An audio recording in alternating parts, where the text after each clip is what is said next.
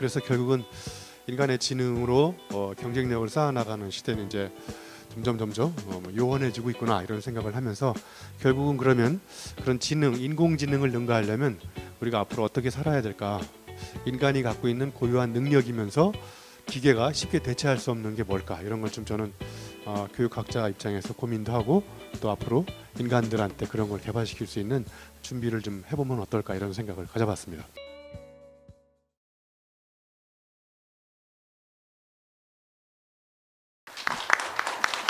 오늘 제목은 제가 이제 인공지능을 능가하는, 여기 능가한이라고 아까 써 있었는데 능가하는 인간 지성에 대한 이야기를 해볼까 합니다. 여러분 엄청 많이 들어보셨을 거예요. 뭐 인공지능이 나타나면서 쉽게 예를 들면 여러분 어디 길을 찾아갈 때 여러분 머리를 써서 찾아가세요? 아니면 내비게이션이 찾아주나요? 내비게이션이 찾아주는 동안 여러분 머리를 쓰세요? 안 쓰세요? 예. 여러분 그럼 머리 어디다 쓰실 건가요? 예. 그래서 앞으로 인간의 머리의 용도는 세 가지밖에 안 남는데 꼭 알아두셔야 될 것 같아요. 첫 번째, 베개 벨 때 머리가 필요하다고. 두 번째는 이제 모자 쓸 때 머리가 필요하고요. 세 번째는 머리 쓰실 때 이렇게 한 명, 두 명. 이거 용도 이외에 여러분의 머리는 인공지능이 대체한다는 거죠. 그래서 여러분 머릿속에 갖고 있는 지능, 이 지능으로 닦은 지식이 로봇이나 인공지능은 딥러닝을 통해서 거의 하룻밤 사이에 다 공부해 버리고요. 그걸 또 잊어먹지도 않아요, 얘는. 그래서 결국은 인간의 지능으로 경쟁력을 쌓아나가는 시대는 이제 점점 요원해지고 있구나 이런 생각을 하면서 결국은 그러면 그런 지능, 인공지능을 능가하려면 우리가 앞으로 어떻게 살아야 될까? 인간이 갖고 있는 고유한 능력이면서 기계가 쉽게 대체할 수 없는 게 뭘까? 이런 걸 좀 저는 교육학자 입장에서 고민도 하고 또 앞으로 인간들한테 그런 걸 개발시킬 수 있는 준비를 좀 해보면 어떨까 이런 생각을 가져봤습니다. 그래서 이제 결론적으로 얘기하면 그 지식은 학교에서 가르칠 수 있는데 지혜는 학교에서 배울 수가 없다고 하더라고요. 그래서 저 뒤에 있는 지혜라고 하는 것은 결국은 우리가 살아가면서 산전수전 온몸으로 체험하면서 그 겪어서 몸에 축적되는 게 지혜라고 하고요. 그리고 이제 지식은 책상에서 열심히 공부하면 닦을 수 있는 건데 저게 이제 인공지능이 저걸 다 대체하니까 결국은 그러면 지혜를 어떻게 우리가 만들어 나가야 될 것인지 이런 이야기를 가끔 해볼까 합니다. 자, 제가 얼마 전에 읽었던 책 중에 한국 사람인데요. 저 디자이너인데 전 세계에 냉장고 없이 음식을 보관하는 데를 이렇게 프로젝트를 하면서 이렇게 쫓아다녔었어요. 냉장고 없이 음식을 상온에서 보관하는 방법을 갖고 있는 전 세계 음식 보관 장소를 돌아다니면서 이제 이분이 뭐를 깨닫게 됐냐면 여기 제가 이렇게 큰 글씨로 써놨는데 냉장고 문이 열리는 순간 인류의 오랜 시간 축적해온 귀중한 알미 닫힌다.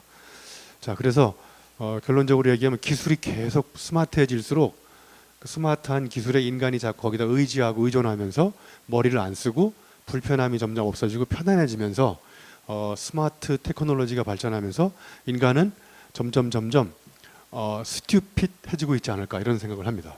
자, 우리가 한번 가정을 해봅시다. 여러분 집에 있는 냉장고가 6개월 동안 아무 소식 없이 갑자기 전기가 안 들어와서 냉장고가 안 들어와요. 그럼 여러분 어떻게 하실 건가요? 예전에는 음식을 상온에서 보관하는 방법을 우리가 다 몸으로 이렇게 막 체험으로 깨닫게 돼서 별 문제가 없었는데 요즘에는 모든 음식을 사오면 다 어디다 집어넣습니까? 냉장고에 집어넣고 여러분은 머리를 쓰나요, 안 쓰나요? 머리를 거의 안 쓰잖아요. 그래서 이게 기계가 발전하면서 기술이 발전하면서 편리한 점도 많지만 그거와 더불어서 우리가 한번 심각하게 생각해 봐야 될 것은 예기치 못한 문제가 발생했을 때 과연 인간은 이런 상황에 능동적으로 대처할 수 있는 지혜를 갖고 있는지에 대한 문제를 한번 서두에 제기를 해보면서 제가 이제 저는 평상시에 지식 생태학자라고 이렇게 명함에다 써갖고 다니는데요. 전 세계 지식 생태학자는 저 혼자밖에 없기 때문에 제가 말하는 것이고 진리요 길이에요. 여기는 경쟁 상대가 없어요. 물론 저 겨울에는 제가 또 지식 동태학자로 바뀌기도 합니다. 자, 오늘 제가 말씀드리는 핵심 장표가 여기 하나 들어있는데요. 여기 보시면 자료, 정보, 지식, 지혜 이렇게 돼 있고 자료 위에는 관찰이 써 있고요. 정보 밑에는 그 위에는 고찰이 써 있고 지식 밑에는 통찰이 써 있고 지혜 밑에는 성찰이 써 있는데 이제 오늘 결론적으로 얘기하면 자료나 정보나 지식은 인공지능이 거의 모든 걸 다 대체했기 때문에 저것만 가지고는 인간의 경쟁력의 고유함이 없어지기 시작한다. 그래서 결론적으로 얘기하면 저 자료를 정보로 만들어서 실제 문제 상황에 적용해서 지식을 축적한 다음에 또 다른 한 가지 차원 지혜를 쌓아 나가야 되는데, 제가 이제 지식 생태학자로서 오래전부터 해왔던 하나의 사례를 좀 말씀드려 보면, 저기 이제 가운데 있는 새가 도요새인데요. 저 새가 평상시에 지렁이를 잡아먹고 살아요. 자, 여러분, 그럼 땅 속에 있던 지렁이가 땅 위로 나오는 날은 언제 나올까요? 비 오는 날 나오죠. 예, 그러면 여러분이 잠시 이제 지렁이라고 생각하시고, 자, 이제 땅 속에 있어요. 자, 그러면 땅 위에 비가 와요. 그럼 땅 속에 있던 지렁이가 땅 위에 비가 오는지 어떻게 알고 나올까요? 예? 여러분은 이걸 모르면 여러분은 지렁이만도 못한 인간들이에요. 예? 예.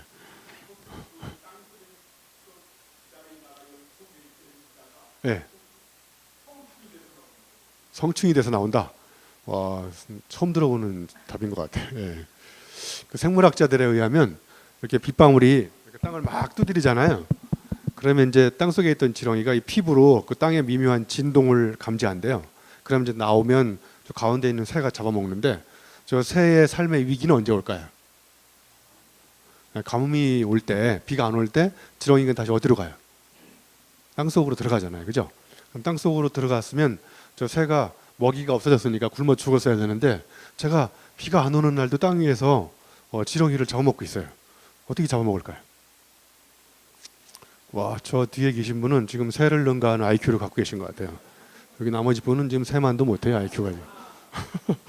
얘가 평소에 지렁이 행동을 관심을 가지고 저 빅데이터를 관찰해요. 가만히 관찰한 거를 주워다가 앉아서 이 궁리의 궁리를 거듭하면서 가만히 정보로 만들어가지고 생각해보는 게 고찰이에요. 제가 고찰하는 순간 지렁이 새가 큰 깨달음을 얻게 됐어요. 각성, 통찰을 얻게 됐어요. 뭐를 얻게 됐냐면, 아, 비가 올 때 지렁이가 나오는구나. 그러면 어떻게, 비가 안 오는 날은 어떻게 해야 될까? 새가 생각한 거예요. 그래서 이제 비가 안 오는 날은 부리로 이렇게 땅을 막 찍고 다녀요. 그러면 이제 땅이 울리니까 땅 속에 있던 지렁이는 어떻게 생각해요? 비 오잖아요. 그래, 비 오는 줄 알고 나왔다가 이 마른 하늘에 날벼락인 거죠. 새한테 잡혀먹는 거죠. 예, 여기에 이제 지식이고요. 그 다음에 이제 이 지식을 계속 축적하면 놀라운 해안과 어떤 말로 형언할 수 없는, 언어화 시킬 수 없는 엄청난 이제 깨달음이 생기는데, 그게 지혜라고 생각한다고. 그래서 이제 오늘은 저 뒤에 있는 지혜를 우리가 앞으로 이제 어떤 식으로 우리가 만들어내야 될 것인지 이걸 좀 한 번 더 생각해 보도록 하겠습니다.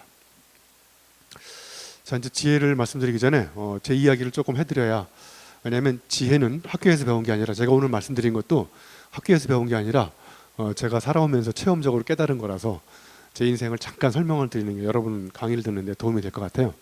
여기 가운데에 있으신 분은 누군가요? 맨 가운데에 있으신 분 혹시 누군지 아세요? 네, 엘빈 토플러라고 얼마 전에 돌아가셨잖아요. 그 다음에 여러분 보기에 저 왼쪽에 있는 사람은 누굴까요? 저분이 이제 세계적인 리더십 자기개발 전문가이기도 하고 동기부여, 그래서 브라이언 트래시라고 우리나라 말로 번역도 많이 돼 있습니다. 그 다음에 저기 오른쪽에 있는 사람은 많이 본 사람이죠. 이 세 사람의 공통점은 뭘까요?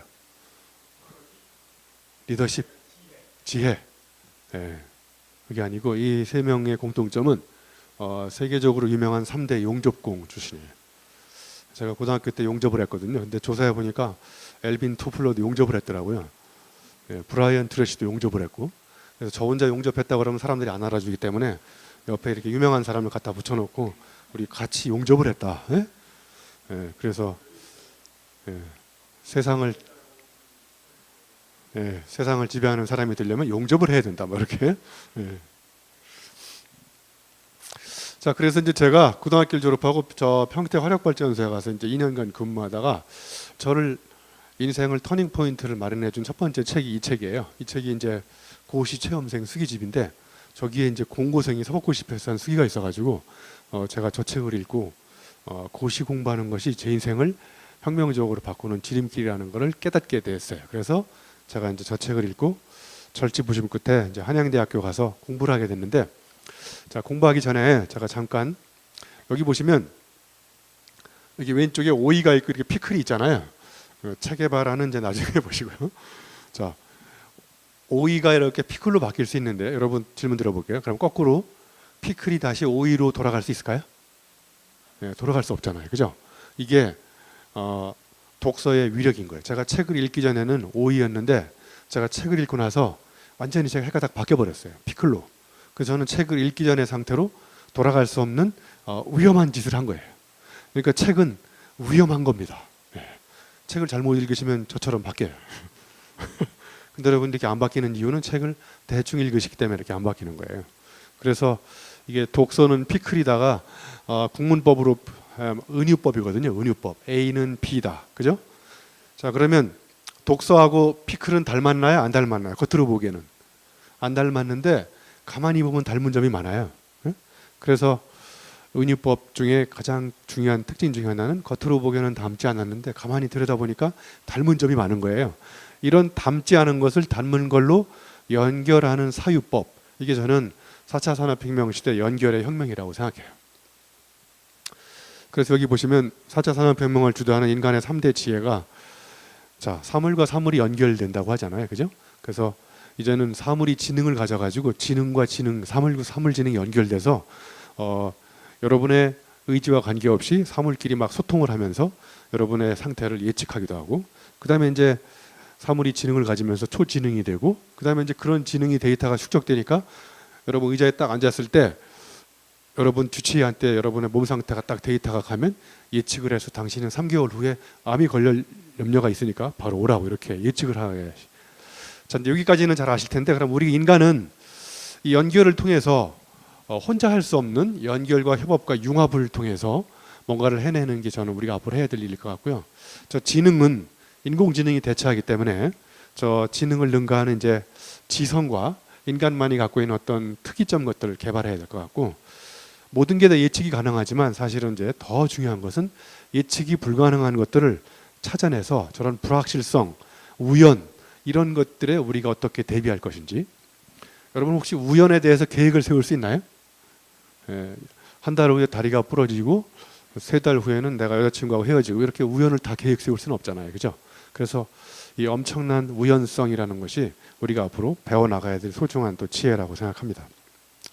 자, 여러분 잘 아시는 이 스티브 잡스도 창의성이라는 것은 Connecting Things라고 그래서, Things가 이제 여러분이 몸에 축적되어 있는 모든 직간접적인 경험을 다 Things라고 생각하면 돼요. 예를 들면 Things에 해당하는 게 뭐가 있을까요? Things에 해당하는 것. 여러분이 책을 읽은 것도 Things에 해당하고요. 여러분이 경험한 것도 Things에 해당하고, 사람 만나서 상처받은 거 Things에 해당하고, 그죠?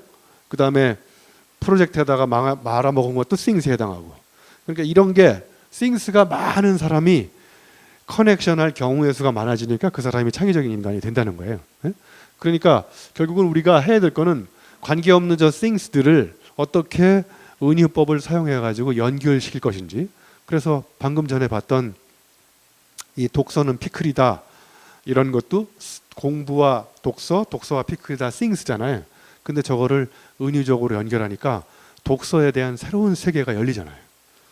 여러분 혹시 그 개론서에 나와 있는 정의를 읽고 눈물을 흘리신 분 계신가요?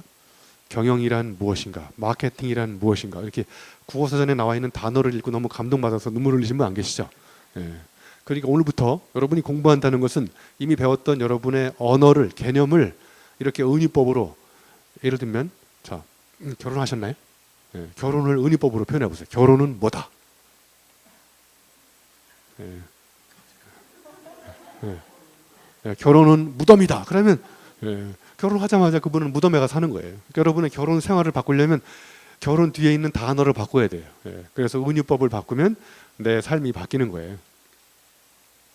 그래서 저는 이제 앞으로 이 연결 관계에 대한 이야기를 조금 더 설명을 드려보도록 하겠습니다. 그래서 이렇게 관계없는 게, 독서와 피클이 관계없는데 관계가 발견되잖아요. 그리고 경계가 무너지고 상호 침투가 일어나면서 이종결합이 일어나고, 거기서 새로운 의미가 생성되면서 이제 우리의 사유가 비약적으로 발전하는 것. 이게 저는 4차 산업혁명 시대 사물과 사물만 연결시킬 게 아니라 관계없는 것들을 연결시켜서 은유적으로 사고를 하면 우리의 생각이 놀랍게 저는 비약적으로 발전할 수 있다고 생각합니다. 자, 그리고 이제 제가 그 이후에 대학에 와서 고시 공부를 하다가 군대 갔다 와서 고시 공부하던 책을 달밤에 결단을 내리고 다 불살라 버렸어요. 예. 예, 이거를 역사적으로 유명한 분서갱유 사건이라고 얘기합니다. 예. 자, 저는 이제 책을 통해서 길을 알았는데 잘못된 길이었다는 걸 또 책을 통해서 알게 된 거예요. 그래서 이제 이 고시 공부하던 책을 다 불살라 버리고, 제가 논어에 보면 공부가 두 가지가 나와요. 하나는 노동으로 하는 위인지학이 있고, 하나는 놀이로 하는 위기지학이 있는데, 아주 쉽게 비유하면 노동으로 하는 위인지학의 공부는 자기는 하기 싫은데 남한테 보여주기 위해서 축월하고 열심히 하는 공부예요. 저거는 자기가 하고 싶어서 하는 게 아니에요.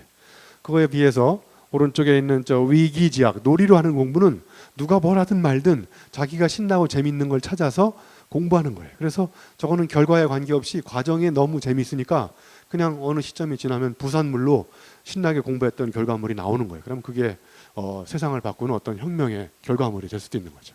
자, 그래서 저는 이제 고시 공부를 위인지학으로 하려고 하다가 이제 공부를 집어치우고, 제가 이제 한 10년 동안, 여기 세 가지 숫자가 나오는데 한 10년간 책 읽는 게 너무 재밌어 가지고요. 아침 첫 번째 나오는 5라는 숫자는 5시에 잠을 자고요.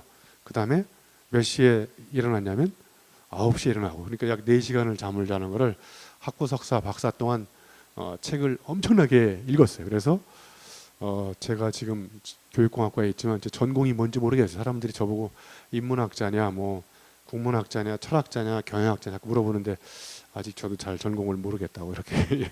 그래서 이제 나름 방대한 독서와 이제 다양한 체험을 해보니까 이 체험과 개념이 융복합되면서 이제 놀라운 상상력이 많이 생기기 시작했어요. 그래서 이제 유학 갔다가 삼성에 가서 5년간 근무해 보니까 이 석사가 돌석자일 수도 있겠다는 걸 알게 됐어요. 박사가 이게 돌을 갈다가 얇아지니까 열불박자가 돼서 이 책상에서 배웠던 석박사 지식이 현실 변화시키는데 별로 도움이 안 된다는 걸 이제 처절하게 깨닫게 됐는데, 결론적으로 제가 오늘 말씀드린 이 지혜에 관한 것도 제가 살아오면서 사건과 사고를 몸으로 체험하면서 얻게 된 거예요. 그러니까 여러분, 여기 사건하고 사고는 어떤 차이가 있을까요? 어떤 걸 사건이라고 그러고 어떤 걸 사고라고 그러나요? 자, 그러면 결혼하신 분들한테 질문 드려볼게요. 결혼은 사건인가요? 사고인가요? 네. 혹시 사고 당한 사람 흔들어 보세요. 사고 당한 사람 아무도 없어요? 다 사건을 일으키신 분들이에요? 네.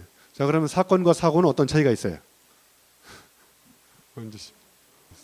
사고는 당한 거고요.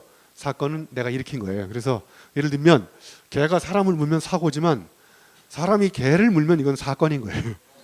네. 반대라고요? 아니에요. 의도적으로 개가 사람을 물면 바뀌었네. 사람이 개를 물면, 예, 맞아요. 개가 사람을 물면 사고인 거고 내가 당한 거니까. 예. 자, 그래서 우리의 삶은 이렇게 사건을 속에는 사연이 숨어 있고요. 사고를 당하면 인간의 생각이 바뀌는데 결국은 우리의 놀라운 지혜는 이 사건 사고 속에서 싹이 트는 거예요. 그래서 이 지혜가 풍부한 사람들은 살아오면서 사건과 사고의 가지수가 굉장히 다양합니다. 그래서 저것들을 통해서 우리가 어떻게 해석해내는지에 따라서 거기서 이제 놀라운 통찰력을 넘어서서 지혜가 생긴다고 생각합니다. 그래서 이제 저는 덕분에 이렇게 대학 교수가 됐는데요.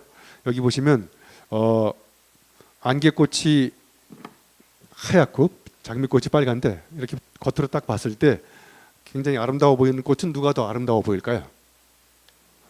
장미꽃이 아름다운가요? 여러분 다 정상이시네요. 장미꽃이 아름다운 거는 누구 덕분에 더 아름다워 보이나요? 안개꽃 덕분에 아름다운 거죠. 그러니까 장미꽃은 누구한테 항상 고마워해야 됩니까? 예. 그러니까 안개꽃 덕분에 내가 아름다워 보이는 거지 내가 잘나서 아름다워 보이는 게 아니거든요, 사실은. 그래서 저는 한 인간이 쌓은 모든 전문성은 사회적 합작품이라고 생각해요. 그래서 한 개인이 그 경지에 올라간 것은 그 사람이 잘해서 올라간 것도 있지만 그 사람과 관계되는 주변 많은 사람들과 사회와 제도와 시스템의 합작품이라고 생각해요. 그래서 이제 장미꽃은 이제 이렇게 위치를 바꾸는 거예요. 내가 전경이었지만 나를 묵묵히 도와준 안개꽃 배경을 이제 전경으로 이렇게 올려주고 내가 이제 옆으로 빠져서 옆에 가서 하얀 안개꽃을 더 빛나 보이게 빨간 장미꽃으로 배경을 만들어주는 거예요. 그래서 여러분도 꽃을 선물할 때 앞으로 빨간 장미꽃에다가 가운데 하얀 안개꽃을 하나 꽂아가지고 선물해 주시면 또 감동받지 않을까요? 물론 단가가 더 비싸서 이게 가성비가 떨어지긴 하겠지만.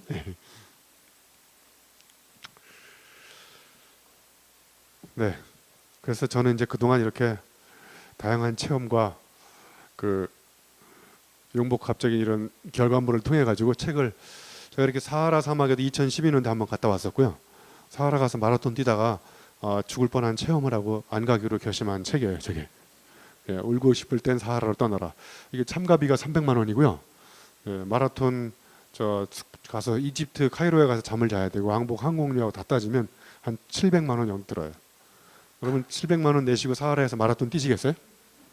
예, 대한민국에는 딱 두 가지 부류의 사람이 있더라고요. 저같이 사하라에서 마라톤을 뛰다가 죽을 뻔한 체험을 하고 안 가기로 결심한 사람하고 여러분 같이 안 갔다 온 사람. 예.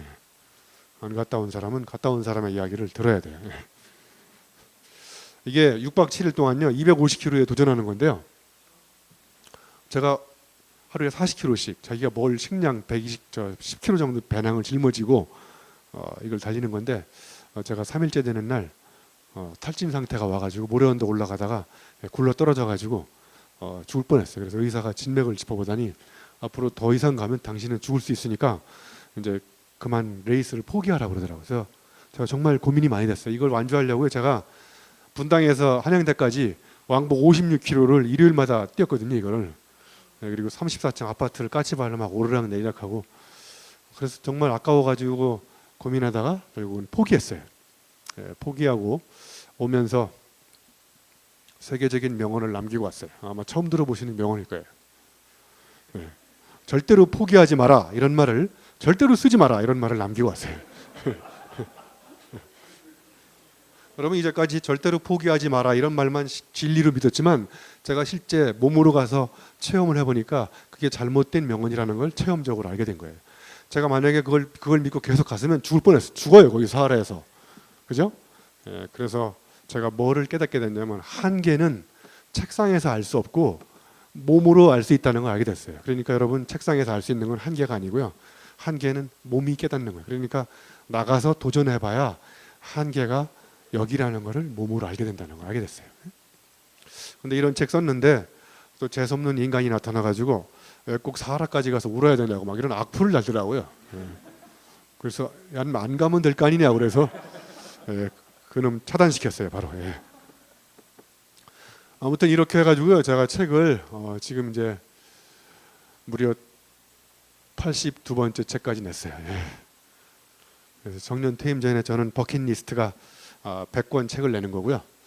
이렇게 책을 열심히 쓰는 이유는 제가 책을 통해서 길을 알았기 때문에 책을 통해서 방황하는 청춘들한테 길을 알려주고, 그리고 이제 인쇄를 모아서 제 버킷리스트 중에 하나는 정년 퇴임 전에 또 한양대학교 후배들을 위해서 장학재단을 만들려고 합니다. 그래서 한양대학교 교육공학과 들어오면 전액 장학금으로 다니게 하는 게 제 꿈이에요. 그래서 제 꿈을 여러분이 실현시켜 주시고 싶으면 제 책을 한 100권씩 사셔가지고 이렇게 막 나눠주시고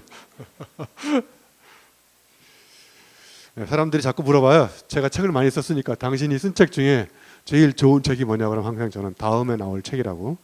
그래서 지금 쓰고 있는 책이 제목이 이거예요. 어휘가 없으면 어휘도 없다. 그래서 인간의 창의성을 연구해 보니까 창의적인 사람들의 굉장히 중요한 공통점은 어휘력이 남다르더라고요. 그래서 비트겐슈타인의 책을 어렵지만 읽어가면서 언어가 내 사고의 한계구나. 그래서 내 사고의 한계를 돌파하는 방법은 어휘력을 길러야 되겠다 이런 생각을 하게 됐습니다. 자, 이제 불행하게도 인공지능이 서서 이제 소설도 쓰고요, 기사도 쓰고 숙제도 놀랍게 빠르게 해내. 그래서 이 GPI2라는 인공지능이 여기 인터넷 사이트에 있는 거를 약 15억 개를 빅데이터를 학습해가지고 딱 이제 문제만 딱 주면 제가 소설도 쓰고요. 여러분 이제 저 인공지능을 따라잡을 수 없는데 인공지능이 할 수 없는 게 주제 파악이 안 된대요. 주제 파악이. 그래서 결국은 인공지능이 할 수 없는 게 뭘까? 한번 우리가 물음표를 던져보고 그 감독의 느낌표를 찾아가는 여행을 한번 떠나려고 합니다. 이게 이제 의문부호하고 물음표 하나로 붙어 있잖아요. 이걸 전문 용어로 이제 인터러방이라고 합니다. 그래서 우리말로 굳이 번역하면 의문경탄부호라고요. 결국은 호기심의 물음표를 던지고 여러분 이제 학교 다니시면서 그 다음에 이제 감동의 느낌표를 찾아가는 여정이 저는 우리가 배우는 과정이고, 우리 또 가르치는 사람은 학생들의 가슴 속에 호기심의 물음표를 던져서 스스로 찾을 수 있도록 감동의 느낌표를 찾아가는 여정을 도와주는 그런 여행의 동반자라고 생각합니다. 자, 근데 여러분, 저 물음표를 거꾸로 이렇게 뒤집으면 무슨 표시가 될까요? 무슨 표시가 되는 것 같이 보이나요? 예, 갈고리. 예, 또 낚시하는 사람은 낚싯바늘처럼 보이지 않나요? 예, 그러면 여러분, 낚싯바늘에 걸리는 물고기를 바꾸려면 다른 물고기를 잡고 싶으면 뭐를 바꿔야 될까요? 낚싯바늘을 바꿔야 되죠. 그죠? 자, 그럼 저게 세상을 향해서 던지는 질문의 그물을 바꾸면 그 물에 걸리는 답이 바뀌는 거하고 똑같은 거죠. 그러니까 이 물음표는 질문의 그물이라고 생각하시고, 느낌표는 그 질문의 그물에 걸리는 우리가 원하는 답이라고 생각하시면 되겠죠. 자, 그러면 저 느낌표를 바꾸려면 어떻게 해야 되냐면 물음표를 바꿔야 되는 거죠. 그러니까 우리는 어제와 다른 물음표를 가슴속에 품고 하루를 시작하고, 감동의 느낌표를 찍고 하루를 정리하고. 자, 그러면 여기 또 물음표를 이렇게 밑으로 잡아 당기면 무슨 표시가 될까요? 예, 느낌 표시가 되잖아요. 예? 그러니까 이미 물음표 속에는 느낌표를 잉태하고 있는 거예요. 그러니까 저 느낌표도 물음표가 낳은 자식인 거죠. 자, 잠깐 생각을 해봅시다. 우리 이 로댕에 생각하는 사람 많이 보셨죠? 자, 그럼 보셨으니까 로댕하고 똑같은 자세로 5초 동안 자, 생각을 해보세요. 아까 보신 로댕하고 자세가 똑같아야 돼요. 자, 다시 보여드릴까요? 자, 예, 보니까 오늘 생각이 없는 인간들만 오신 것 같아요. 자, 다시 보여드릴 테니까, 자, 오른쪽 팔꿈치가 저쪽 왼쪽 허벅지 위에 올려놓고 한번 해보세요. 자, 오른쪽 팔꿈치가 왼쪽 허벅지. 이게 어려워요, 쉬워요? 예, 이게 생각하기가 쉽지 않다는 거예요. 일단 배가 나온 사람은 뱃살을 빼야 돼. 이게 배가 안 돌아가잖아요.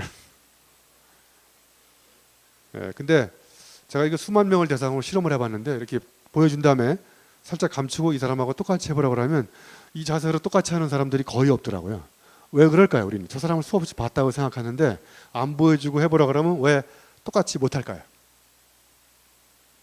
예, 여러분이 평소에 이 사람을 대충 봤기 때문에 그런 거예요. 그래서 여러분이 몸에 사는 가장 큰 해충 이름이 대충이에요. 대충을 그래서 이 대충 생각하시니까 여기 타자 치시는 분이 아날로그 시대에 이렇게 타자를 쳤는데요. 지금 이제 디지털 사회가 와서 저 타자기를 컴퓨터 키보드하고 모니터로 바꿔줬는데 이 비서가 아직도 타자를 치고 있어요. 잘 보세요. 여러분, 모니터를 왜 밀어버렸을까요? 예. 그래서 저기 밑에 하얀 글씨로 써 있는 거 다 같이 한번 읽어보시겠어요? 예. 그 지금 4차 산업혁명이 와도 우리는 3차, 2차 농업혁명 시대에 했던 습관을 계속 반복하고 있는 거죠. 그러니까 이 습관적으로 반복하는 걸 바꾸는 방법은 이전과 다른 딴짓을 하지 않으면 우리 사고는 바뀌지 않는 거예요. 예? 그래서 제가 약간 조금 들레지라고 하는 철학자의 어려운 개념 중에 하나를 갖고 오겠습니다. 자, 우리의 생각을 바꾸려면 들레지라는 철학자는 저 가운데 있는 아장스망이 영어로 얘기하면 어레인지먼트인데요. 우리가 살아가면서 우리 주변에 있는 사물과 나의 관계, 배치가 바뀌지 않으면 내가 안 바뀐다는 거예요. 자, 예를 들면 여러분 가끔 이제 오프라인 특강에 오셔가지고 강의를 듣는데 강의장에 뱀이 기어다녀요. 뱀이 기어다니면 뱀이 평상시에 강의장에 있었나요? 없었나요? 없었죠. 그런데 갑자기 뱀이 나타난 것은 들레지식으로 얘기하면 아장스망이 바뀐 거예요. 뱀인과 강의장과 나의 배치가 바뀐 거예요. 자, 그럼 뱀이 들어왔어요. 그럼 여러분 어떻게 하시겠어요? 그냥 앉아서 평상시대로 공부하시겠어요? 아니면 어떤 조치를 취하시겠어요? 예. 아무튼 아장스망은 내가 살아가는 데 사물과의 배치가 바뀌지 않으면 인간은 그냥 정상적으로 생각한다는 거예요. 자, 여러분 결혼한 사람은 집에 가면 누가 있나요? 집에 가면 집사람이 있죠. 예, 근데 하루는 일찍 회식이 끝나가 집에 갔는데 집사람이 없어요. 이게 아장스망이 바뀐 거예요. 집에 집사람이 없을 때 남편은 집사람을 생각합니다. 집에 갔는데 집사람이 있으면 생각 안 해요. 그런데 밤 12시가 됐는데도 집사람이 안 들어와요. 이때 남편은 더 깊이 생각합니다. 그러니까 여러분, 가끔씩 집사람이 집에 없어야 남편은 집사람을 생각한다는 게 아장스망인 거예요. 쉽게 얘기하면. 그래서 여러분, 하루 일과를 의도적으로 내가 반복하는 패턴을 반복하는 거를, 동일한 걸 반복하면 생각이 안 바뀌지만 차이를 반복하면 내 생각이 바뀐다는 게 이 둘레지식의 생각인 거예요. 그래서 지금부터 인간의 생각을 바꿔서 지혜를 만드는 4가지에 대한 이야기를 해보겠습니다. 첫 번째, 여기 제가 큰 제목으로 인공지능을 능가하는 4가지 인간 지성이라고 했는데, 이건 어떻게 보면 기계가 궁극적으로는 해낼 수 있을 것 같지만 여전히 참으로 쉽게 기계가 따라잡을 수 없는 인간만이 갖고 있는 고유한 능력 중에 제가 한 4가지를 뽑은 거예요. 첫 번째가 호기심을 가지고 질문하는 능력. 여러분, 기계도 인공지능도 지금 알고리즘에 의해서 엄청난 질문을 하거든요. 데이터베이스로. 그런데 호기심을 가지고 질문하는 능력은 인간밖에 없지 않을까, 저는 이런 생각을 했어요. 네? 여러분, 혹시 이렇게 딱따구리가 나무를 막 찍는 걸 보고 어린아이가 호기심을 가지고 질문한 거예요. 아빠한테. 아빠, 딱따구리가 저렇게 나무를 찍는데 왜 딱따구리는 두통에 안 걸려? 이랬더니 아빠가 뭐라 그래? 야, 인마, 그럼 딱따구리가 고무를 찍냐, 인마. 나무를 찍는 게 당연한 거지, 인마. 이렇게 얘기하죠. 그죠? 어른은 이제 호기심이 없어진 거죠. 에? 그래서 스탠포드 대학이 실험을 해보니까요, 하루에 5살 때 65번 질문한대요. 65번. 궁금한 게 너무 많잖아요. 그죠? 그러다 여러분 요즘에 질문 몇 번 해요, 하루에? 40살이 지나면 45세가 되면요, 5번 질문한대요. 10분의 1로 줄어들어요, 질문이. 그래서 늘어나는 단어가 원래 그래, 인마. 당연한 거야. 물론 그럼. 이렇게 원래, 물론, 당연. 이 3 단어가 늘어나면서 호기심이 없어지고 질문이 없어지는 거예요.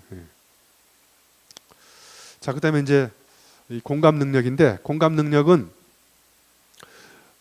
한마디로 얘기하면 예를 들면 이런 거예요. 세종대왕이 한글을 모르는 국민들을 어떻게 여겼나요? 불쌍하게 여겼죠. 긍휼히. 고소하게 여겼나요? 그러니까 세종대왕이 한글을 모르는 국민들을 생각하니까 가슴이 아프잖아요. 이 공감은 아주 쉽게 얘기하면 가슴이 아픈 거예요. 타인의 아픔을 생각해 보니까 잠이 안 와. 가슴이 아파서. 여러분, 뭔가 잘못했을 때, 반성할 때 머리를 두 손을 어디다 대고 반성하세요? 머리에 대고 반성하세요? 가슴에 대고 반성하세요? 가슴에 대고 반성하잖아요. 예? 자, 그러면 자, 여기서 이제 타인의 아픔이 가슴으로 포착됐어요. 그러면 그 포착된 아픔을 가지고 잠을 안 자고 밤잠을 설쳐가면서 아이디어를 계속 내는 능력이 상상력입니다. 그래서 여기 이연연상이라고 써놨어요. 2가지를 연결시켜 가지고 연속해서 상상력을 발휘하는데, 저 상상력은, 창의력은 그냥 앉아서 밑도 끝도 없이 생각하는 게 아니고요, 출발점이 어디냐면 저 공감에서 포착된 타인의 아픔을 근간으로 아픔을 치유하기 위해서 어떻게 하면 될 것인지를 잠을 안 자고 계속 생각해내는 능력이 상상력, 창의력이에요. 그래서 저기서 나온 거는 이제 결과물로 이제 아이디어가 나오죠. 자, 그럼 세상은 아이디어가 바꾸지 않습니다. 이 아이디어를 이제 불굴의 의지를 가지고 실천 현장에 적용하면서 온몸으로 이렇게 저렇게 해보면서 내 몸에 이제 지혜가 쌓이는 게 실천적 지혜인데, 저 이 4가지에 대해서 이제 이야기를 해보도록 하겠습니다. 그래서 인공지능이 쉽게 할 수 없는 게 이제 의미를 독해하는 능력. 저게 도대체 무슨 의미인지 문맥에 따라서 계속 바뀌잖아요. 그리고 그런 걸 가지고 이제 우리는 소통하고 협업하면서 이 사회를 이제 우리가 건전한 사회, 더 밝은 사회로 이끌어가면 좋을 것 같습니다. 자, 첫 번째 질문에 대해서 말씀드리겠습니다. 자, 저기 보시면 이제 메리 올리버라는 작가가 회파람 보는 사람이라는 책에 딱 이렇게 첫 페이지를 넘겨보면 저런 말이 나와요. 우주가 우리에게 준 2가지 선물은 사랑하는 힘과 질문하는 능력이라고. 예? 자, 근데 제가 가만히 생각해 보니까 사랑하는 힘하고 질문하는 능력은 2가지 능력이 아니라 1가지 능력이더라고요. 자, 여러분 누군가를 사랑할 때 상대방에 대해서 질문이 많은가요? 적은가요? 많죠? 예. 혹시 지금 사랑하는 사람이 계신 분 흔들어 보세요. 지금 여자친구 있어요? 예. 그럼 그 친구한테 질문이 많아요, 적어요? 궁금한 게. 많죠. 예. 그렇죠. 예. 이 친구가 집에 잘 들어갔는지, 잠은 잘 잤는지, 아침에 밥은 먹고 출근했는지, 비 오는 날 우산은 갖고 온통 질문이 많다가 어느 순간부터 질문이 없어지기 시작했어요. 밥은 처먹었는지, 뭐 자빠져 잤는지, 뭐 비가 오는데 우산을 비가 맞거나 말거나. 예. 그러니까 이게 사랑의 끝은 질문이 없어진 상태다. 이건 명언인 거예요. 그러니까 사랑하고 질문은 같은 능력인 거예요. 동전의 양면처럼. 그러니까 여러분이 누군가를 사랑하면 질문이 많지만 여러분이 누군가를 사랑하지 않으면 질문이 없어진 거예요. 그러니까 내 일을 사랑하는 사람과 내 일을 사랑하지 않는 사람의 결정적인 차이는 질문이 많으냐 적으냐의 차이인 거예요. 그래서 여러분 직장 다니실 텐데 여러분은 직장인입니까? 장인입니까? 그러면 직장인하고 장인의 차이는 아까 메리 올리버식으로 얘기하면 직장인은 자기 일을 사랑하지 않기 때문에 질문이 없어진 사람이고요. 장인은 자기 일을 너무 사랑하기 때문에 질문이 많은 사람이에요. 그 장인은 주 52시간 워라밸 이런 것도 필요 없어요. 집에도 안 가고 휴일날도 나와서 계속 일을 합니다. 이게 잘 될 때까지. 자기 일을 너무 사랑하기 때문에 이걸 조금 더 잘하는 방법이 뭔지를 계속 연구를 거듭합니다. 예. 그래서 직장인은 이제 빨리 워라밸을 찾아서 집에 가야죠. 자기 일을 사랑하지 않기 때문에 여기서 일하는 게 싫은 거예요. 빨리 가야 돼요. 예. 더 쉽게 구분하면 여러분 혹시 월요일 아침에 출근할 때 다리가 떨리세요? 심장이 떨리세요? 심장이 떨리는 사람은 장인인 거고 다리가 떨리는 사람은 이제 직장인인 거죠. 왜냐하면 자기 일을 사랑하지 않기 때문에 가기 싫은 거예요. 장인은 자기 일을 너무 사랑하기 때문에 날이 밝아오기를 기다렸다가 총알같이 튀어나가요. 빨리 가서 자기 일을 너무 사랑하기 때문에. 자, 그럼 여러분 여행을 떠나기 전에는 다리가 떨리세요? 심장이 떨리세요? 그래서 결론적으로 얘기하면 내 일을 사랑해야 되겠구나. 이게 지식 채널에 나오는 동영상인데요. 예를 들면 스티브 잡스가 계속 질문을 던져서 아이폰을 만드는 거고 뉴턴이 사과가 위에서 밑으로 떨어지는 걸 보고 사과는 왜 위에서 밑으로 떨어질까? 이런 질문이 만유인력을 법칙을 발견한 거고, 그죠? 여러분 폴라로이드 카메라는 어떻게 탄생했는지 아시나요? 폴라로이드 카메라. 아이가 사진을 찍고 아빠한테 물어봐서 아빠 왜 사진을 찍고 기다려야 돼? 이렇게 질문을 던진 거예요. 그랬더니 아빠가 그래? 뭐 그래서 좀 그런 거야. 이렇게 하다가 이제 가만히 생각해 보니까 그럼 금방 볼 수 있는 사진을 금방 볼 수 있는 카메라는 없을까? 그래가지고 아이의 아무 호기심 어린 그런 질문을 던져가지고 폴라로이드 카메라. 지금 우리가 생각하면 너무 당연한 것이만요, 그죠? 그래서 세상을 뒤집은 물음표가 세상을 놀라게 만드는 느낌표가 된다는 거예요. 그래서 나이 든 사람은 앉아서 묻는다. 이게 뭐지? 하지만 아이들은 이렇게 묻는다는 거예요. 이걸로 뭘 할 수 있지? 그래서 여러분한테 빗자루를 주면 여러분은 빗자루 가지고 바로 청소를 시작하죠. 나이는 빗자루를 주면 이거 타고 비행기 타고 날아가기도 하고 뭐 칼싸움도 하고, 그죠?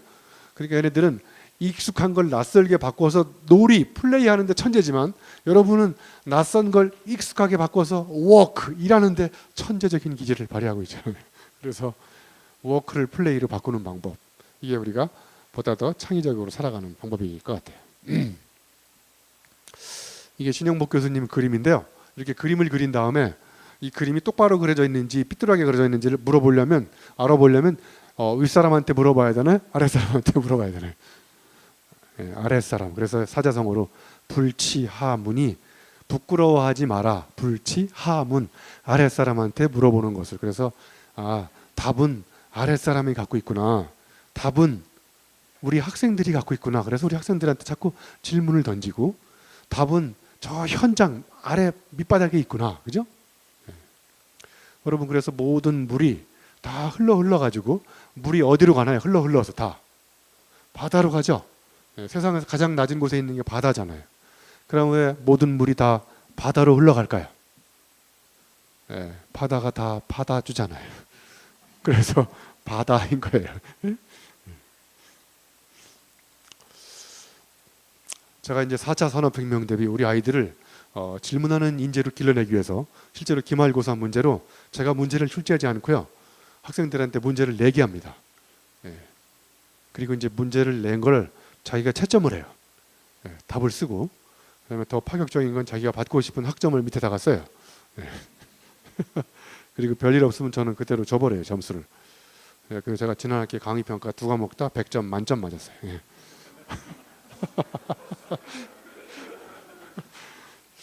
예. 근데 제가 뭘 보냐면 아이들이 낸 문제를 봅니다. 문제가 전대미문의 색다른 문제면 그 아이가 쓴 답이 정말 난생 처음 본 답이지만 문제가 틀에 박혀 있으면요 답을 볼 필요가 없어요.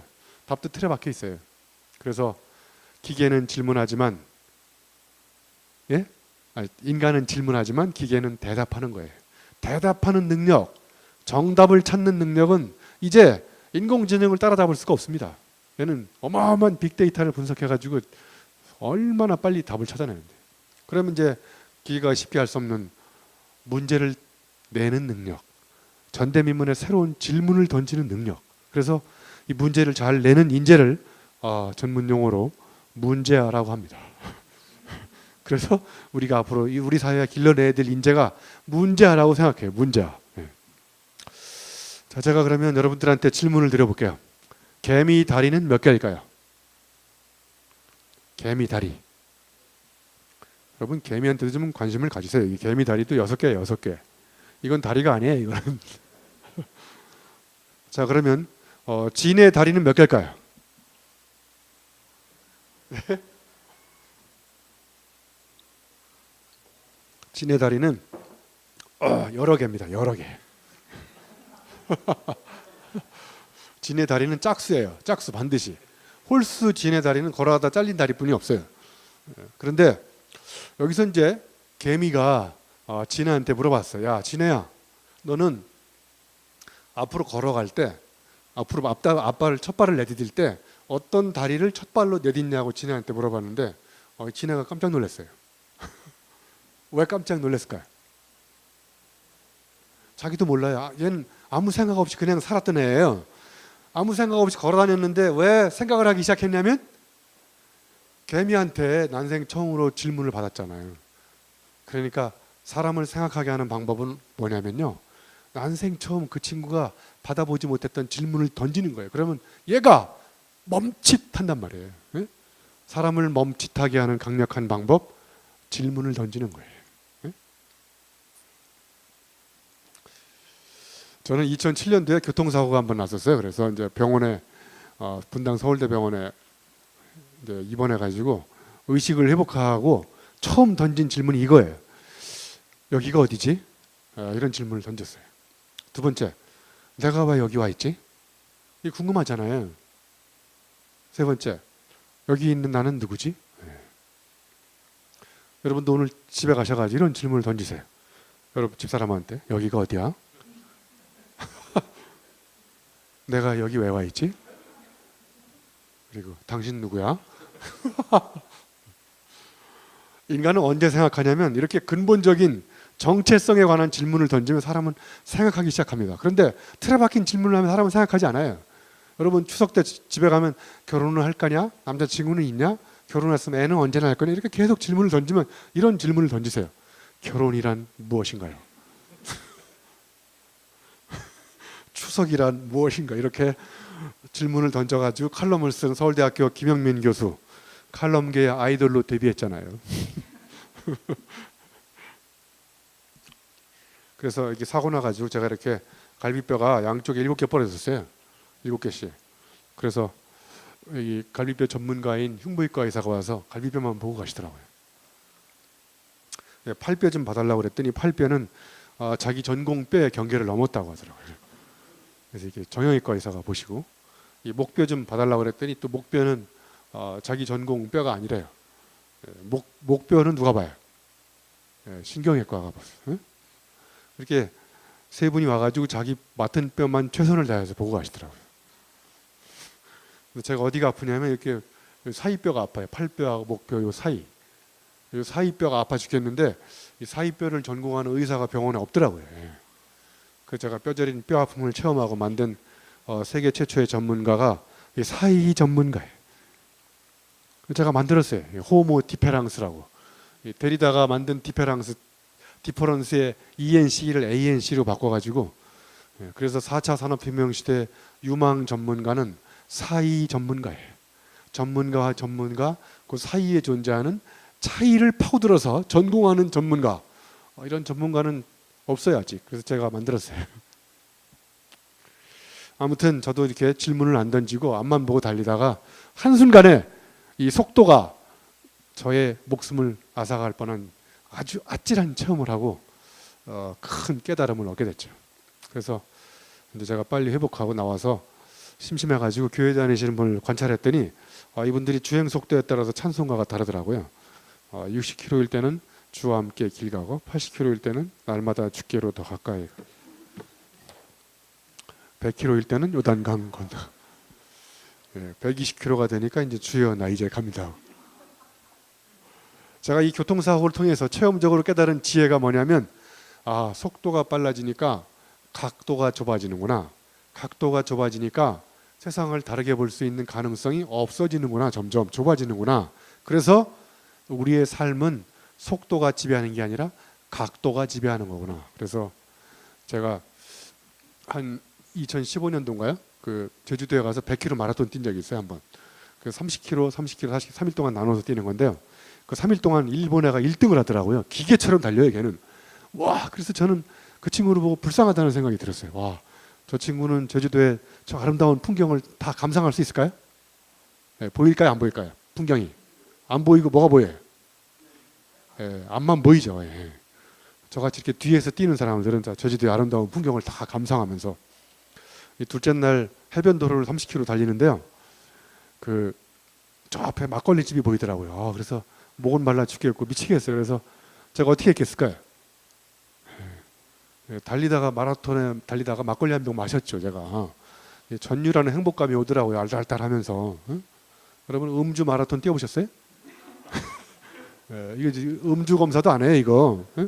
저 결승선에 가면 술이 깨는 이런 해장 마라톤을 뛰어보세요. 뭐 이런 게 행복인 거 아니겠어요? 자, 두 번째는 공감 능력입니다. 이 수잔 손택이 연민과 공감의 차이점을 이렇게 써놨는데요. 아주 쉽게 구분하면 연민은 타인의 아픔을 머리로 계산하면서 생각하는 거예요. 돈을 투자할까 말까, 기부금을 낼까 말까. 그런데 이제 공감 능력은 가슴이 아파가지고 발벗고 나서서 그 타인의 아픔을 치유하려고 몸으로 행동하는 것까지를 공감 능력이라고 하는데, 여러분 지금 의자에 앉아 계시는데 이 의자에 대해서 한 번이라도 미안하다고 생각한 적 있어요? 의자가 지금 얼마나 힘들겠어요. 빨리 의자한테 빨리 미안하다고 얘기하세요. 의자가 뭐라고 그러는지, 의자가 힘들어하는 거를 다 가만히 들어보세요. 그럼 걔가 뭐라고 그러는지 받았으면 안대현 시인처럼 이렇게 간장게장이라는 시를 쓸 수 있는 거예요. 그러니까 우리가 공감 능력을 기르는 가장 좋은 방법 중에 하나는 시를 읽어보면 돼요. 이 시인은 태어나서 죽을 때까지 무라일체, 역지사지, 공감 능력을 가지고 계속 생각해 보면서 그 결과물로 시를 쓰는 사람들인 거예요. 이 돼지가 이 목표 구조상 15도 이상 목을 못 든다고 하더라고요. 혹시 돼지가 이렇게 하늘 쳐다보는 돼지 보셨나요? 근데 여러분 이 돼지 목에 담긴 이 아픔에 대해서 한 번이라도 가슴으로 생각해 본 적 있어요? 돼지 목살은 맛있게 드시면서 앞으로 돼지 목살을 드실 때는 상시초간 묵념을 올리고. 근데 이 돼지가 하늘을 보는 유일한 방법은 걷다가 이 발을 잘못 디뎌가지고 이 자빠지면 하늘을 볼 수 있다는 거예요. 정상적인 방법으로는 못 보는데 어떻게 하면 볼 수 있다고요? 자빠지면. 자빠지는 건 앞으로 넘어지는 거예요? 뒤로 넘어지는 거예요? 앞으로 넘어지는 건 뭐예요? 엎어지는 거고. 옆으로 넘어지는 건 쓰러지는 거고. 꼬꾸라지는 건 어떻게 되는 거예요? 중심을 잃고 막 흔들리면서 넘어지는 거예요. 자, 아무튼 정상적인 방법으로는 보이지 않는데 우리는 가끔씩 자빠지고 넘어지면, 실패를 해보면 성공했을 때 볼 수 없었던 새로운 가능성을 볼 수 있다는 거예요. 그래서 이 지혜라고 하는 것은 우리가 색다른 실패를 해봤을 때 놀라운 가능성을 보면서 우리가 새롭게 지혜를 쌓을 수 있다는 거죠.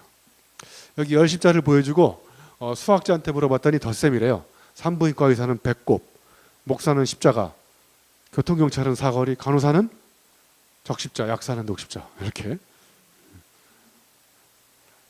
자, 그럼 예를 들어서 산부인과 의사가 저 여십자를 보고 교통경찰처럼 사거리로 볼 가능성은 있을까요, 없을까요? 거의 없죠. 그럼 사거리로 보려면 산부인과 의원을 개점 휴업하고 잠시 저 교통경찰처럼 나가서 사거리에 가서 교통지도를 해봐야 저걸 보는 순간 아, 저게 사거리로 보이는구나. 그러니까 이 공감 능력이라는 것은 전제 조건이 내가 그 사람 입장이 돼가지고 체험을 해보지 않으면 공감이 잘 생기지 않을 수 있다는 거예요. 예? 자, 이제 세 번째 상상력. 이게 소주 정수기인데요. 저거 빨간 거 누르면 따뜻한 정종이 나오고 파란 거 누르면 청아가 나오고. 근데 저는 고등학교 때 제가 용접을 하면서 솔직히 고백해서 고등학교 2학년 때 저는 소주를 마셨거든요. 병째로. 소주를 너무 많이 마셔가지고요. 지금은 소주를 못 마셔요. 그래서 소주를 못 마시는 사람들을 불쌍히 여기는 마음이 측은지심이 이게 공자 철학으로 얘기하면 인인 거예요. 저 인은 한마디로 얘기하면 타인의 아픔을 가슴으로 생각하는 마음이에요. 그러면 이제 소주를 못 마시는 사람들을 불쌍히 여기사 어떻게 하면 저 사람을 소주를 마시게 할 수는 없을까? 그래가지고 이렇게 소주 가습기를 개발한 거예요. 이렇게 틀어놓고 주무시면 그 이튿날 출근이 불가능한. 예. 그러니까 상상력을 발휘하면요, 소주는 액체 시장만 있는 게 아니라 기체 시장이 새롭게 개척되잖아요. 이렇게. 예? 소주를 입으로만 마신다는 것도 고정관념인 거예요. 소주를 못 마시는 사람들을 마시게 하는 새로운 시장이 개척됐다니까요. 코로 흡입하는 기체 시장이 개척된 거예요. 여러분 사무실에 하나씩 설치하세요. 이거. 그래서 퇴근 무렵에 맛이 가게 이렇게 분사량을 조절해서. 자, 상상력은 연상 능력인데요. 저기 신용복 교수님이 여러분의 사상이 뭔가를 알려면 여러분이 단어를 쓰는데 그 단어와 관련돼서 뭘 연상하는지를 보면 여러분의 사상의 깊이를 알 수 있다는 거예요. 자, 그러면 제가 테스트를 해보겠습니다. 여러분 혹시 막걸리 그러면 상상되는 거 얘기해 보세요. 막걸리. 네. 고대. 그럼 막걸리 사발. 또 막걸리 언제 땡기세요? 비 오는 날. 막걸리 안주로 뭐 드세요? 화전. 네. 여러분의 연상 세계가 지금 이 모양이 꼴이에요. 네? 자, 기말고사 문제로 막걸리에 대해서 글을 쓰시오. 이렇게 해서 진짜로 제가 테스트 해봤어요. A4 용지 한 장씩 나눠주고 시간도 많이 안 주고 딱 10분밖에 안 줬어요. 10분 더 줘봐야 그 이상 줘봐야 글이 나올 게 없어요. 글 쓰는 게 막걸리 비 오는 날 파전 먹고 트림 나온 거 이런 거밖에 못 써요. 이게 여러분이 막걸리에 대한 상상력의 수준인 거예요. 왜 그러면 우리는 막걸리에 대해서 이런 상상력으로밖에 뻗어나갈 수가 없을까요? 예? 예, 막걸리에 대해서 경험한 게 없잖아요. 저는 막걸리하고 심심해서 스테이크하고 막걸리 한번 먹어봤는데 이 궁합이 잘 맞더라고요. 예, 그래서 제가 세계 최초로 막걸리와 스테이크를 연결시켜서 글을 쓸 수 있는 상상력이 생긴 거예요. 제가 고등학교 때 용접을 하다가 온도 조절을 잘못해가지고요, 그 용접봉을 잘못 녹여서 철판에 이렇게 구멍이 떨어졌어요. 그래서 이제 어차피 떨어진 거 철판을 용접봉을 녹여가지고 철판에다 구멍을 크게 뚫어버렸어요. 그래서 저는 철판만 생각하면 자꾸 보름달이 연상이 돼요. 혹시 철판을 생각하면 보름달이 연상되는 사람 아무도 안 계시죠? 예, 저는 세계 최초로 철판과 보름달을 연결시켜서 시를 쓸 수 있는 상상력이 생긴 거예요. 해봤기 때문에. 예? 그래서 상상이라는 게 책상에 앉아서 생각하는 게 아니라는 거예요. 예? 그래서 여기 보시면 글쓰기는 발상이 아니라 연상이다. 그래서 글 잘 쓰는 사람들의 굉장히 중요한 특징은 색다른 걸 발상하는 게 아니라 connecting things, 자기 내 몸 안에 things가 많은 사람들은 주제만 딱 정해지면 엮어낼 게 어마어마하게 많은 거예요. 예? 자, 여기 시어도어 젤든이 쓴 인생의 발견이라는 책에 보면 기억의 폭이 좁을수록 미래를 폭넓고 독창적으로 구상할 가능성도 줄어든다. 그래서 기억할 게 별로 없으면 과거가 부실한 거 아니라 과거도 부실하지만 기억할 게 별로 없으면 미래도 부실해지기 시작한다는 거예요. 예? 그러니까 상상력은 커넥팅 싱스를 통해서 내가 이제까지 경험한 것들을 연결시켜서 거기서 은유적으로 생각해내는 것, 이런 게 우리가 개발해야 될 상상력의 수준이라는 걸 알게 됐습니다. 그래서 이 상상력의 노벨상이 바로 이그 노벨상이에요. 노벨상 타다가 이렇게 굴러 떨어진 사람들한테 주는 이그 노벨상. 그래서 우리나라에 이그 노벨상 제가 기억으로 6명 있어요. 6명. 대여섯 명 있어요. 이그 노벨상은 호기심, 질문, 상상, 재미 이런 게 키워드예요. 아까 그 딱따구리 나무 찍는 걸 연구한 사람 이그 노벨 조류학상을 탔어요. 도대체 단체 사진을 몇 장 찍으면 눈 안 감는 사람이 나올까? 이걸 연구한 사람 이그 노벨 사진학상. 곰을 가까이서 보고 싶은 사람이 있어요. 어렸을 때. 이게 꿈이에요, 이 사람. 그래서 곰을 가까이서 보다가 물려 죽을 뻔한 아찔한 체험을 한 사람이 상상력을 발휘해가지고 우주복을 개발했어요. 자비 2억을 투자해서. 그래가지고 곰이 꽉 물어도 아무 이상이 없는 이런 옷을 개발해가지고 이그 노벨 의료학상을 탔어요. 제 기억으로 작년에 카이스트 대학원생이 뜨거운 커피를 들고 가는데 커피가 안 쏟아지게 하면서 나르는 방법, 이걸 연구해가지고 걔가 이그 노벨상을 탔어요. 딱 검색해보세요. 이그 노벨 카이스트 딱 치시면 그 친구가 연구한 게 나와요. 그러니까 이것의 가장 중요한 키워드는 일단 호기심을 가지고 질문하는 거예요. 그래서 세상이 뭐라고 말건 그걸 호기심을 가지고 연구해서 우리나라의 문선명 씨도 탔어요. 한장에서 결혼을 최대로 많이 시킨 이그 노벨 결혼상. 자, 이제 마지막에 네 번째, 호기심을 가지고 질문해가지고 감수성으로 포착한 다음에 상상력을 발휘하면서 이제 실천적 지혜를 발휘하는. 자, 여기 데이터가 있고 인포메이션 날리지 위스덤이 있는데요.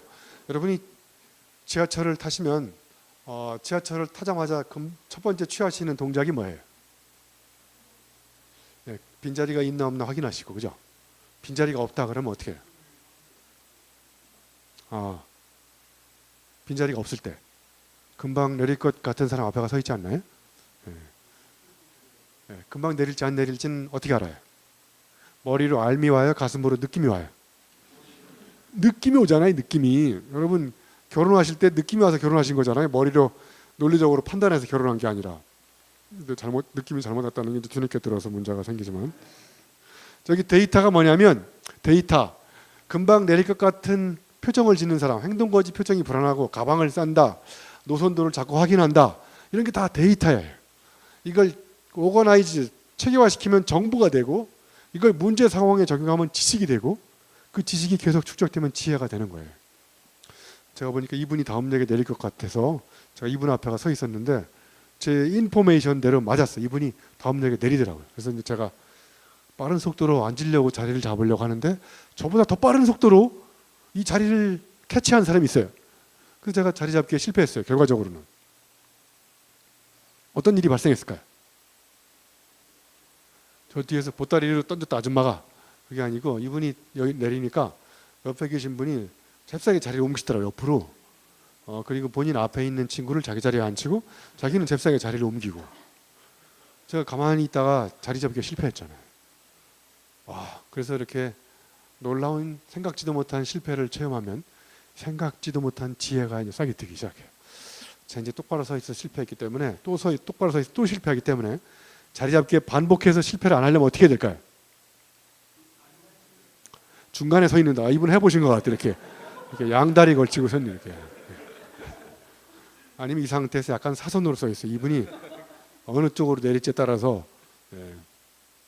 제 이렇게 행동이 바뀐 거는 제가 책상에 앉아가지고 공부해서 알게 된 건가요? 아니면 나가서 당해봐서 알게 된 건가요? 경험, 당해봐서 알게 된 거예요.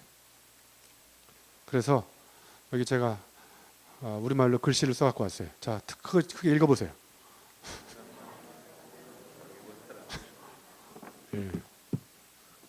제가 쓴 글씨예요. 지식생태학자 유형만 이렇게 해가지고 저런 거 종류별로 한 600장 써놨어요. 제가 좀 더 유명해지면 다 경매에 붙여서 팔아먹으려고 그래요. 물건을 훔치면 범인이지만 마음을 훔치면 연인이 된다, 뭐 이런 식으로. 자, 그러니까 지혜는 어디서 나오냐면 당해봐야 나온다는 거예요. 당해봐야. 책상에 앉아가지고는 지식밖에 습득을 못하지만 나가서 자꾸 생각지도 못한 일을 당하면 거기서 생각지도 못한 지혜가 생기는 거예요. 여기 아리스토텔레스 그랬잖아요. 배워야만 할 수 있는 일을 우리는 하면서 배운다. 이제까지 학교 교육은 다 배운 다음에 나가서 알물 실천하라 그래서 선지, 후행, 지행, 일치, 패러다임이었는데 저는 개인적으로 왕陽明의 철학을 존중해요. 지행, 합일, 암과 삶, 실천이 분리되지가 않아요. 예, 아는 게 사는 거고 사는 게 알민 거고. 예? 저기 지식과 지혜의 차이점을 제가 직업 중에 원으로 끝나는 직업이 있고요. 가로 끝나는 직업이 있어요. 자, 원으로 끝나는 직업은 예를 들면 이렇게 회사원, 공무원, 종합원. 예, 여기 뭐 대학원도 있다고 그렇게 얘기하더라고요. 자, 그러면 가로 끝나는 직업 한번 얘기해요. 가. 예를 들면 가. 사업가, 만화가, 화가. 네, 여기 이렇게 많이 있어요. 네? 자, 그러면 원으로 끝나는 직업과 가로 끝나는 직업의 차이는 뭘까요? 차이. 자, 그러면 이런 질문을 드려볼게요. 인공지능이 나왔을 때 인공지능이 빨리 대체할 수 있는 직업은 원으로 끝나는 직업이 더 빨리 대체될까요? 가로 끝나는 직업이 빨리 대체될까요? 왜요? 예, 원으로 끝나는 직업들은 다 그런 건 아니지만 일원이 된 사람, 일원. 그래서 저 원으로 끝나는 직업은 남의 집으로 출근해야 돼요. 예, 정치가는 빼야 되지만 여기 자기 집이 있는 사람이 일가를 이룬 사람이기 때문에 출근 안 해도 돼요. 그래서 창의적인 지혜를 갖고 있느냐, 로봇이 쉽게 대체할 수 있는 지식을 갖고 있느냐. 그래서 여러분 이제 회사원도 회사 가로 바꿔야 돼요. 공무가 이렇게. 예. 자, 그래서 이 실천적 지혜라고 아리스토텔레스가 그 프로네시스라고 니코마코스 윤리학이라는 책에 보면 저 전문 용어가 나오는데요. 제가 이제 쉽게 하나 예를 들어서 실천적 지혜가 뭔지를 알려드리겠습니다. 여기 밑에 보시면 레모네이드 사건이 있고 병실 청두 사건이 있는데 이 중에 제가 레모네이드 사건을, 자, 미국에서 아들하고 아빠가 야구장에 갔어요. 아들이 레모네이드를 사달라고 그래서 아빠가 이제 매점에 가가지고 레모네이드를 사줬어요. 그런데 레모네이드가 매점에 가니까 딱 하나밖에 없어요. 종류가. 그게 알코올 도수 5도짜리인 레모네이드예요. 그런데 레모네이드를 아빠가 달라고 그러니까 매점 주인은 누가 먹을 걸로 전제하고 레모네이드를 팔았나요? 아빠가 먹을 걸로 전제하고 레모네이드를 팔았어요. 그럼 아빠는 레모네이드 5도짜리인지 알코올 도수 5도짜리인지 알고 샀나요? 모르고 샀나요? 모르고 샀죠. 자, 갖고 왔어요. 이제 자리에 와서 아들한테 줬어요. 아들이 그걸 쪽쪽 빨아먹고 있는 걸 보고 지나가다 경비원이 제가 맥주 5도짜리 정도 되는 알코올 도수 5도짜리인 걸 먹고 있잖아요. 그래서 미성년자가 알코올을 마시고 있다는 걸 신고한 거예요. 예? 그래서 이제 이 아빠가 법정에 가서 구속당했어요. 판결을 판사가 내려버렸어요. 미성년자한테 알코올 도수 5도짜리인 거를 줬다. 예? 자, 그럼 제가 질문 다시 드려볼게요. 아빠는 알코올 도수 5도짜리인 거를 알고 샀나요? 그러면 판사는 이걸 고려했나요? 판결 내릴 때? 예. 그러면 아이는 알코올 도수 5도짜리인 걸 알고 마셨나요? 예. 판사가 이걸 고려했나요? 아니요. 예. 그러니까 이게 무슨 이야기냐면 이런 딜레마, 회색지대에서 어떤 의사결정을 내릴 때 심사숙고한 다음에 어떻게 판단을 내리는 것이 도덕적으로 윤리적으로 옳은지를 생각하고 그 결단을 내리고 행동하는 능력을 아리스토텔레스는 전문 용어로 프로네시스라고 한 거예요. 그러니까 이거는 판사는 아까 판례대로 그냥 관례대로 그 회색지대에서 인간이 복잡한 걸 고민하지 않고 그냥 판결을 내려버린 거죠. 귀찮으니까. 우리가 살아가면서 이렇게 윤리적으로 딜레마 상황이 많이 발생하거든요. 앞으로 이제 4차 산업혁명이 왔을 때 자율주행 자동차가 생기잖아요. 그러면 앞에 아이가 있고 낭떠러지기야. 자, 여러분, 자율주행 자동차가 어떻게 판단을 내릴까요? 여기 아이가 있으면 아이가 지나가면 죽어요. 근데 1, 2 내리면 자기가 죽어요. 이때 어떤 판단을 내릴까요? 자율주행 자동차가. 그러면 어떻게 하는 것이 윤리적으로 옳은 것인가요? 이런 이제 딜레마 이슈들이 더 많이 생긴다는 거예요. 예? 그래서 기계가 대체할 수 없는 이런 윤리적이고 도덕적인 상황에서의 그 딜레마 상황에서의 판단 능력, 그리고 그거를 실천에 옮기는 능력, 예? 이런 게 이제 실천적 지혜라고 하는 겁니다. 그리고 이런 실천적 지혜는 책상에서 배울 수가 없고요. 여기 보시면 경기도 파주에 가면 선의금고라는 금고 만드는 김용호 회장님이 계시는데, 이분은 금고를 다 열어버려요. 이분이 미국 함대에서 20년 동안 열리지 않았던 금고도 열어버렸어요. 자, 여러분 특별히 오늘 오셨으니까 제가 금고 여는 노하우를 가르쳐 드릴게요. 이따 가다가 하나씩 털어갖고 가세요. 자, 금고 여는 노하우는 어떻게 열냐면 김용호 회장님이 이렇게 열어요. 요렇게, 저렇게, 요렇게 열어요, 금고를. 그래서 금고 여는 노하우를 정리했더니 뭐라고 써 있냐면 요렇게, 저렇게, 요렇게 써 있어요. 이분은 금고 여는 노하우를 머리로 배운 게 아니라 전 세계 금고를 종류 유형별로 다 갖다 놓고 이걸 무수히 계속, 그래서 A타입 금고는 오른쪽으로 2번, 왼쪽으로 2번, 그때 약간 힘을 줘서 연다, 이렇게 다 감각으로 익힌 거예요. 손의 감각으로. 여기 신라호텔에 있다가 청담동에 가서 스시오를 차린 안효주 씨, 이 밥알을 집으면요 350개가 집혀요. 이 TV에 나와서 실제 실험해봤어요. 두 번째도 350개. 350개 집는 거를 언어로 가르칠 수 있나요?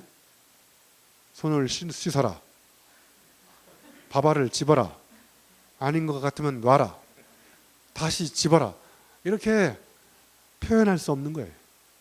이걸 배우려면 안효주 씨하고 장기간 합숙 훈련하는 수밖에 없어요. 계속 집었다 놨다 감각적으로 익혀야 되는 거예요. 응? 그 대장금 드라마에 보면 오래됐지만 한상홍한테 장금이가 물어보잖아요. 밥을 할 때 물을 얼마나 넣어야 되나요? 자작하게. 김치 만들 때 양념은 얼마나 넣을까요? 적당히. 이렇게 레시피로 계량화시킬 수 없는 감각적 지혜. 여기 저 생활의 달인 나왔어요. 권창민 대표라고. 여행 가방 여러분 비밀번호 잃어버린 경우 많죠? 잃어버린 경우, 잊어버린 경우. 그래서 저분한테 갖다 주면 비밀번호 다 열어버려요. 이렇게 열어요. 이렇게 저렇게 이렇게 해가지고 다 열어버려요. 그냥. 자, 이런 것들이 바로 제가 오늘 말씀드리는 몸으로 배우는 체험적 지혜라는 거예요. 저거는 다큐멘테이션 문서화시킬 수 없고, 그리고 언어화시킬 수 없고, 대면 대 대면으로 직접 티칭할 수 없고. 네. 자, 그래서 단순 반복적인 거는 기계가 대체하고 시작하고요. 논리 정연한 것도, 그리고 예측 가능한 거. 그러면 이제 인간은 뭘 해야 되냐면 이런 체험적 지혜, 감성적으로 공감하는 거, 직관적으로 통찰할 수 있는 것들, 그래서 대체 불가능한 이 몸으로 배우는 것, 가슴으로 느끼는 것, 그리고 머릿속에 알매 상처가 생기고, 그렇죠, 지혜가 생기면 이제 이 손과 가슴과 헤드, 그래서 결국 전통적으로 이 3H의 조화를 더더욱, 여러분 지덕체 중에서 지는 어디에 당할까요? 지, 헤드, 그죠? 덕은 하트, 체는 핸드. 그럼 지덕체 중에서 여러분 지금 가장 많이 투자해온 거, 지금까지 어떤 걸 제일 많이 투자해 오셨나요? 지덕체 중에서. 지, 보니까 덕은 없으신 것 같고, 운동 안 해서 체는, 몸은 망가지셨고, 그래서 제가 이걸 거꾸로 뒤집어서 이제 체인지라고 만든 건데요. 자, 기계가 생산할 수 없는 4대 암치료제가, 웃으면 나오는 제품이 바로 엔돌핀이라고 합니다. 여러분 오늘 많이 웃으셨죠? 엔돌핀. 그 다음에 세로토닌, 편안하고 즐겁고 신날 때. 그 다음에 연애하고 사랑할 때 도파민이 분비가 되고, 그 다음에 감동받을 때 다이돌핀, 무려 엔돌핀의 4,000배가 나온다는 거예요. 예? 그러면 이걸 간단히 줄이면 많이 웃자. 제가 모시는 세계 최고의 성현에 웃자. 놀자. 많이 웃자. 놀자.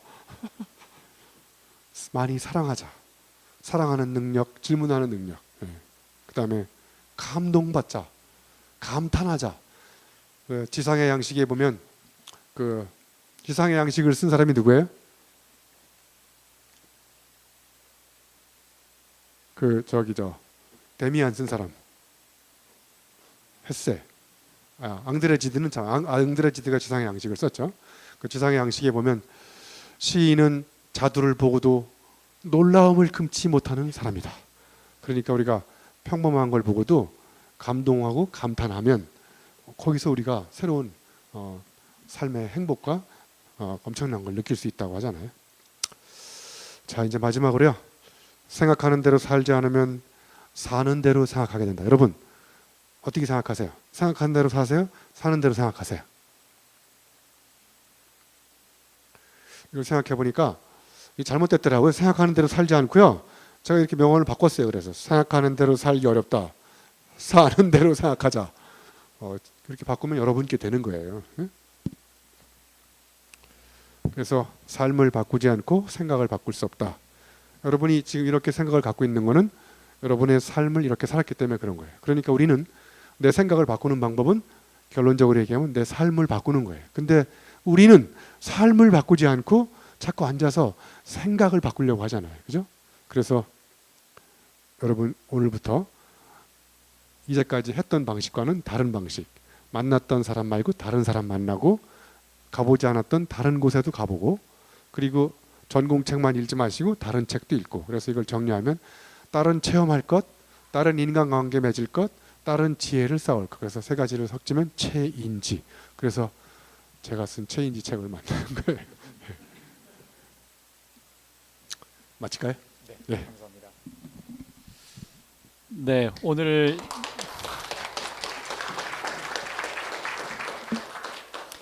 인공지능이 주가 되는 이런 사회 속에서 우리 인간 지성 그리고 지혜의 중요성 이런 부분들을 정말 유쾌하고 발산적으로 풀어내 주신 것 같습니다.